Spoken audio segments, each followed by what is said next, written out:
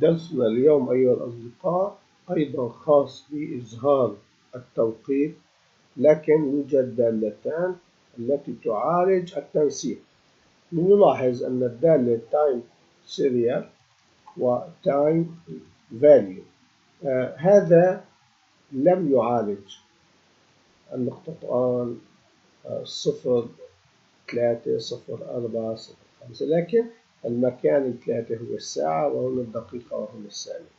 لنعرض الرسالة ونلاحظ أنها مباشرة تم التحسس لأن الأرقام تم تسجيلها هنا هي تاريخ، هي توقيت، والتايم فاليو أيضا تم معالجة ما سجل هنا على أنه توقيت. فإذا دالتان مهمتان حسب التنسيق التي تم وضعه. هذا التنسيق نستفيد منه عندما نستدرج البيانات من ملف نصي.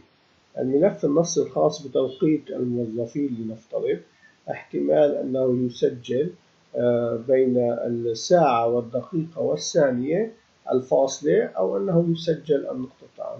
فإذا هذا الاحتمال نعالجه هنا بهذه الثلاثة لكي نستعرض التوقيت بالشكل المناسب. درس مهم جدا أيضا، نتمنى أن تستفيدوا منه. إلى اللقاء في درس جديد غدا إن شاء الله.